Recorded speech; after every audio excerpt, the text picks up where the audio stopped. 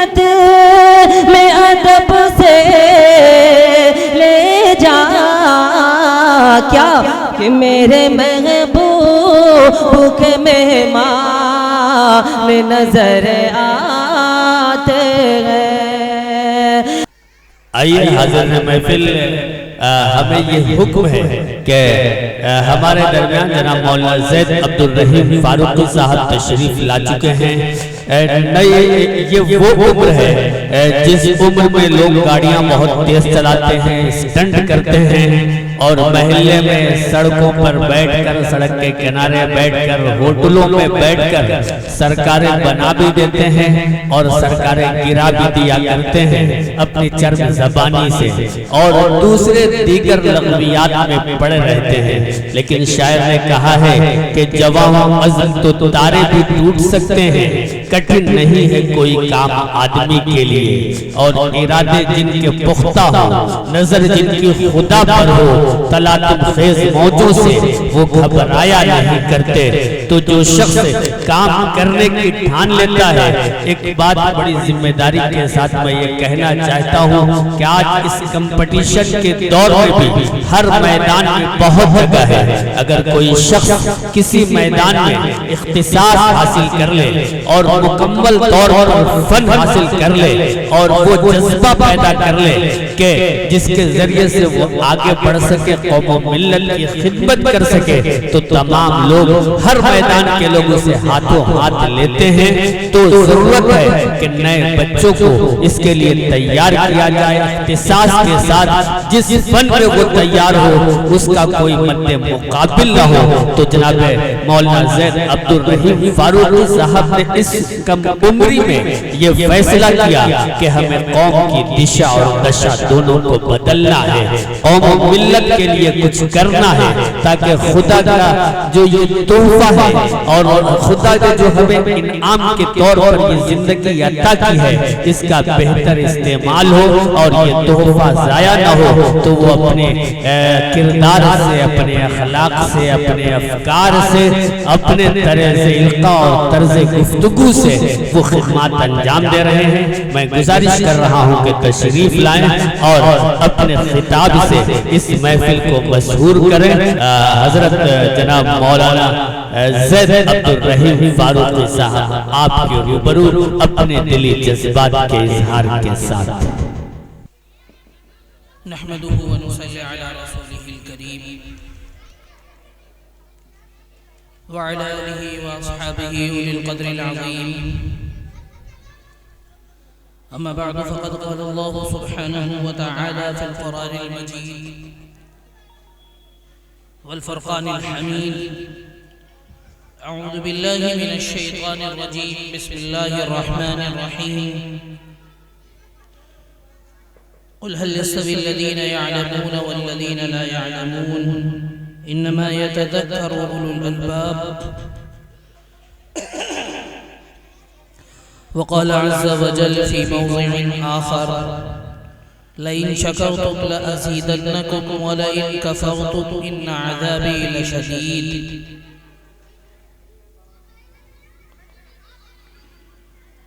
क़ाल नबी सल्लल्लाहु अलैहि वसल्लम तलबुल इल्मी फ़रीज़तुन अला कुल्लि मुस्लिमिन। सदक़ल्लाहु व मौलाना अज़ीम।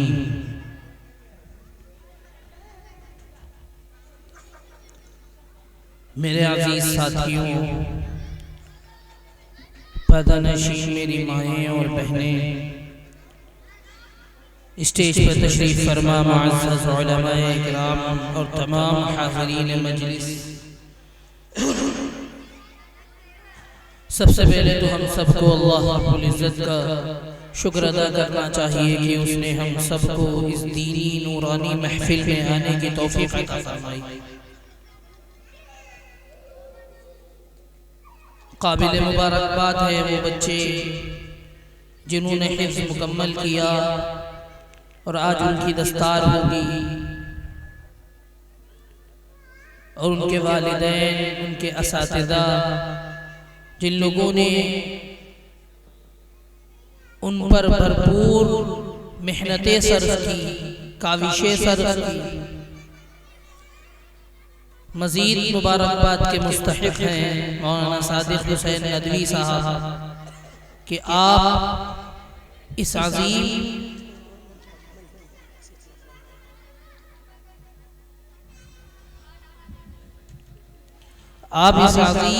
कारनामे को अपने कांधों पर लेकर चल रहे हैं। मेरे भाइयों, आज का ये अज़ीमुश्शान इजलास, इसका उन्वान है दस्तारबंदी व तालीमी मुज़ाहिरा। मुझे हुक्म हुआ है कि उन्वान से मुताल्लिक़ मुख्तसर से वक्त में अपनी बात रखकर अपनी जगह लूं।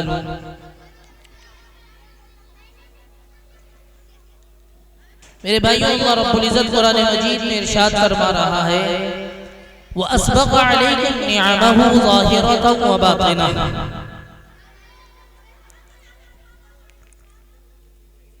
अल्लाह कुरान में फरमा रहा है, व अस्बग़ अलैकुम निअमहु ज़ाहिरतन व बातिना। हमने तुमको बहुत सारी नेमतों से नवाजा, तुमको बहुत सारी नेमतें अता की हैं, तुम पर बहुत सारे एहसानात किए हैं। ज़ाहिरतन व बातिना, और कुछ नेमतें ऐसी हैं जिनको तुम देखते हो, जो तुम्हारे सामने हैं, जिनको तुम जानते हो। व बातिना, और कुछ नेमतें ऐसी हैं जिनको तुम नहीं जानते हो, जिनको तुम नहीं देख सकते हो, पोशीदा हैं, तुम्हारी नजरों से ओझल है, लेकिन बेशुमार नेमतों से तुमको नवाजा है।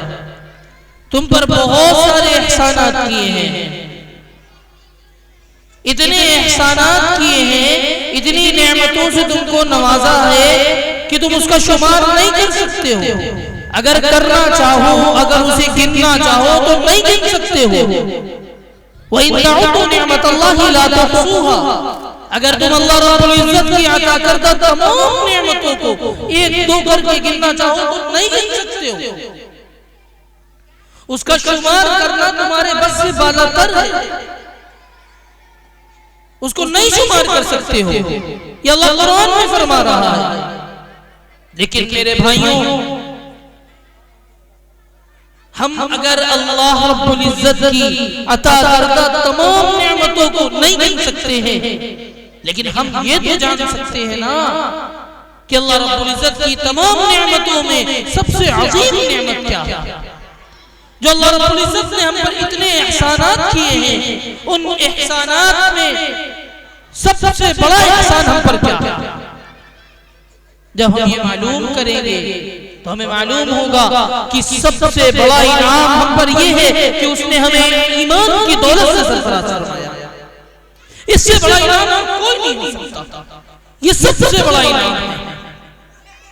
लिहाजा हमें इस इनाम को समझना चाहिए, दिल की गहराइयों से इस पर यकीन रखना चाहिए और जुबान से इसका जिक्र करना चाहिए, बल्कि बार बार जिक्र करना चाहिए। इसलिए कि जिस चीज का जिक्र बार बार किया जाता है वो बात दिल में उतर जाती है। इसे बार बार इसका जिक्र करना चाहिए। ये सबसे बड़ा इनाम है, ये सबसे बड़ी नेमत है। मगर अफसोस, सद अफसोस, अफसोस सद अफसोस, अल्लाह रब्बुल इज़्ज़त ने इतनी अजीम नेमत हमें अता की, हमारी महरूमी की हमें एहसास तक नहीं है। मेरे भाइयों, ये सबसे अजीम नेमत है, ये सबसे अजीम नेमत है। जरा सोचो तो सही मेरे भाइयों, अल्लाह रब्बुल इज़्ज़त ने तुम्हें इतनी अजीम नेमत अता की और तुम्हें एहसास तक नहीं। अल्लाह रब्बुल इज़्ज़त को कितना गुस्सा आता होगा कि हमने तुमको तश्तरी की सजा कर जन्नत दे दी, तुम्हारी महरूमी की तुम्हें एहसास तक नहीं। अरे बच्चों को खामोश करा दीजिए जो इधर चिल्ला रहा है। सादिक भाई, इधर बच्चे चिल्ला रहे हैं, इनको खामोश करा दिया, बहुत डिस्टर्ब हो रहा है। मेरे भाइयों, ये सबसे अजीम नेमत है। मैं बयान कर रहा था, ईमान की दौलत हमें मिली, इससे अजीम नेमत और कोई नहीं हो सकती। ये सबसे बड़ी दौलत है, इससे बड़ा इनाम और कोई नहीं हो सकता मुसलमानों के लिए। हमें इसको समझना चाहिए, दिल की गहराइयों से इस पर यकीन रखना चाहिए और इसका जिक्र करना चाहिए और अल्लाह रब्बुल इज्जत का हमें शुक्र अदा करना चाहिए कि उसने हमें ईमान की दौलत से सरफराज फरमाया।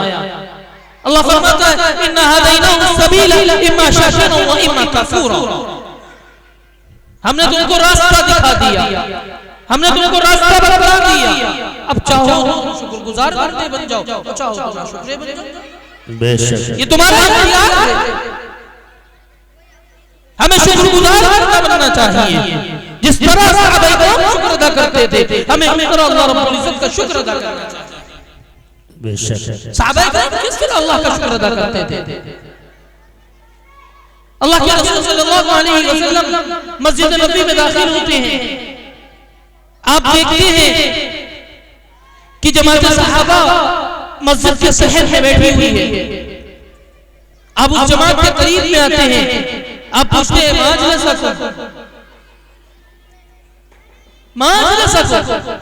ऐ सहाबा तुम इस तरह क्यों बैठे हुए हो? तुम्हारे इस तरह बैठने का क्या मकसद है? क्यों बैठे हुए हो? जमात सहाबा कहती है या रसूल अल्लाह, या रसूल अल्लाह जलसना नज़कुरुल्लाह व नहमदुहु अला मा हदाना लिल इस्लाम व मन्ना अलैना बिक। जमात सहाबा कहती है या रसूल अल्लाह हम इसलिए बैठे हुए हैं, हम इसलिए बैठे हैं कि हम अल्लाह का जिक्र कर रहे हैं, अल्लाह का जिक्र कर रहे हैं, उसकी हम्द व सना बयान कर रहे हैं और उसका शुक्र अदा कर रहे हैं। हदाना लिल इस्लाम कि उसने हमें हिदायत इस्लाम से नवाजा, हम इसलिए अल्लाह का शुक्र अदा कर रहे हैं। और फरमाया वमन्ना अलैना बिका, और आपकी सूरत में हम पर करम फरमाया, हम इसलिए अल्लाह का शुक्र अदा कर रहे हैं। बेशक अल्लाह के रसूल सल्लल्लाहु अलैहि वसल्लम फरमाते हैं ऐ सहाबा तुम जो कह रहे हो इस बात की कसम उठा सकते हो? जमात सहाबा कसम खाकर कहती है खुदा की कसम या रसूल अल्लाह हम सिर्फ इसलिए बैठे हैं कि हम अल्लाह का जिक्र कर रहे हैं, उसकी हम्द व सना बयान कर रहे हैं और उसका शुक्र अदा कर रहे हैं इस बात पर कि उसने हमें हिदायत इस्लाम से नवाजा और आपकी सूरत में हम पर करम फरमाया। अल्लाह के रसूल सल्लल्लाहु अलैहि वसल्लम फरमाते हैं ऐ सहाबा मुझे तुम्हारे कौल की सदाकत पर कोई शक नहीं था, बल्कि माजरा कुछ और था। माजरा ये था अतानी जिब्रील, मेरे पास जिब्रील आए, जिब्रील ने आकर मुझे बताया फअखबरनी अन्नल्लाह युबादी बिकुमुल मलाइका, जिब्रील ने आकर मुझे खबर दी, जिब्रील ने आकर मुझे बताया ऐ सहाबा तुम्हारे इस तरह बैठने की वजह से, तुम्हारे इस तरह अमल करने की वजह से अल्लाह रब्बुल इज्जत फरिश्तों के दरमियान फख्र कर रहा है और ये कह रहा है कितने कदरदान हैं, कितने कदरदान हैं, मैंने इनको एक नेमत अता की, आज भी बैठे शुक्र अदा कर रहे हैं। सहाबा किस तरह शुक्र अदा करते थे?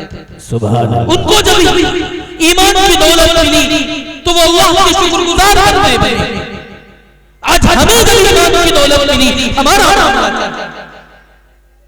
याद रखो मेरे भाइयों, शुक्र अदा करने के लिए इल्म जरूरी है। बगैर इल्म के हम शुक्र नहीं अदा कर सकते हैं। जब हमारे पास इल्म होगा तो हमें मालूम होगा ईमान की दौलत क्या है, अल्लाह कौन है, तौहीद क्या है, रसूलुल्लाह कौन है, नमाज रोजा हज ज़कात की अहमियत क्या। जिस तरह मेरे भाइयों जब हमें कोई हदिया देता है, जब हमें कोई हदिया देता है तो जब हम उस हदिये को लेते हैं, जब हम उस हदिये को लेते हैं, उसे अपनी नजरों से देखते हैं, अपने हाथों से छूते हैं, उसे ओढ़ते हैं, पहनते हैं, तब जाकर हमें उसकी कद्र होती है। जब हमें कद्र होती है तो हम हदिया देने वाले का शुक्र अदा करते हैं। हमें अगर मालूम है उस चीज की अहमियत अगर हम जान रहे हैं तो हम हदिया देने वाले की शुक्र अदा करते हैं। इसी तरह मेरे भाइयों, अगर हमारे पास इल्म होगा, हमें मालूम होगा कि ये कितनी बड़ी दौलत है, तो हम शुक्र अदा करेंगे। और याद रखो, बगैर इल्म की गुमराही है। अगर गुमराही की जिंदगी गुजारोगे तो गफलत में मर जाओगे। ईमान जैसी दौलत तुम्हारे पास होते हुए भी पूरी जिंदगी दूसरों के दर पे रोते हुए, सिसकते हुए, बिलखते हुए खत्म हो जाएगी। हालांकि तुम खुद बहुत ईमानदार हो, ईमान की दौलत तुम्हारे पास है, इससे बड़ी दौलत कोई नहीं हो सकती। तुम खुद बहुत ईमानदार हो, ईमान की दौलत तुम्हारे पास है, उसके बावजूद दूसरों के दर पे रोते हुए, सिसकते हुए, बिलखते हुए तुम्हारी जिंदगी खत्म हो जाएगी। मेरे भाइयों, यही वजह है, यही वजह है इस्लाम ने इल्म हासिल करने पर इतनी ताकीद की। इल्म हासिल करोगे तब तुम्हें मालूम होगा कि तुम्हारे पास कैसी कैसी दौलतें हैं, कितना बड़ा बड़ा इनाम तुम पर किया गया है। और याद रखो, खूब अच्छी तरह याद रखो, किसी भी मजहब ने इल्म हासिल करने पर इतनी ताकीद नहीं की। किसी भी मजहब का जायजा ले लो, चाहे वो यहूदी हो, चाहे वो ईसाई हो, चाहे वो सिख हो, चाहे हिंदुइज्म हो, किसी भी मजहब का जायजा ले लो, किसी भी मजहब ने इल्म हासिल करने पर इतनी ताकीद नहीं की जितनी ताकीद इस्लाम ने की है। इस्लाम वाहिद मजहब है जिसकी इब्तिदा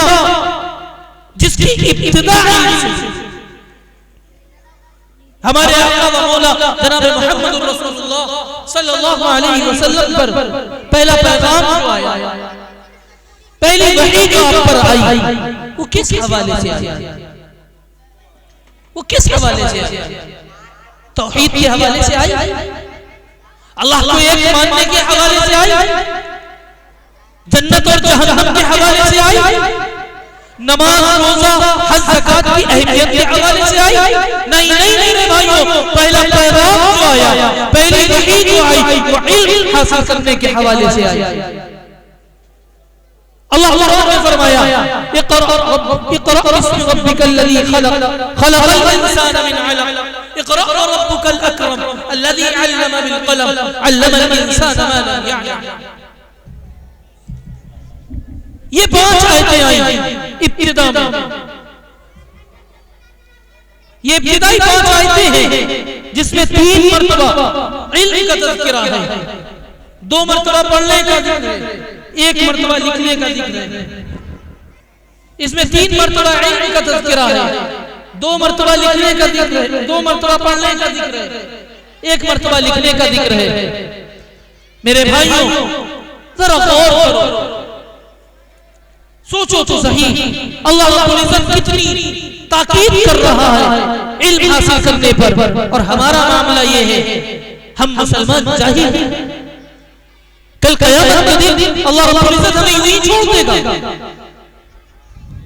यकीनन हमारी पकड़ कर लेगा। अगर आज हम इसी हालत में मर गए, हम जाहिल रहकर मर गए, हमारी पकड़ हो जाएगी।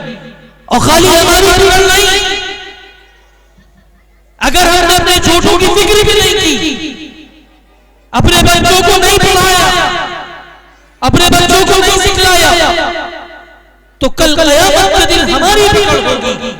इसलिए कि रसूलुल्लाह फरमा रहे हैं, कुल्लुकुम राइन व कुल्लुकुम मसऊलुन अन रइयतिही। तुम सब जिम्मेदार हो, तुम सब जिम्मेदार हो। जो भी तुम्हारी मातहती में है, जो भी तुम्हारी परवरिश में है, तुम्हारे अहल-व-अयाल, तुम्हारे खादिम, तुम्हारे नौकर, तुम्हारी बीवी, तुम्हारे बच्चे, जो भी तुम्हारी मातहती में है, तुम उन सबकी सही तालीम और तरबियत के जिम्मेदार हो। कल क़यामत के दिन तुम्हारी पकड़ होगी। तुम उन्हें खुद सिखलाओ, उन्हें पढ़ाओ। अगर तुम नहीं पढ़ा सकते हो, तुम इस लायक नहीं हो तुम्हारे बड़ों ने तुम्हारी फिक्र नहीं की, वक्त रहते तुम्हें नहीं पढ़ाया, तो उनकी पकड़ होगी। तुम अगर नहीं सिखा सकते हो तो ऐसे मदरसों में दाखिल करवाओ, ऐसे मकतब में दाखिल करवाओ जहां उनको दीन का बुनियादी इल्म सिखाया जाए, जहां उनकी सही तालीम और तरबियत की फिक्र की जाए। और खुशनसीब है इस इलाके के लोग, इस इलाके में मौलाना सादिक हुसैन नदवी साहब जो आपकी जिम्मेदारी है उसको अपने कंधों पर लेकर चल रहे हैं।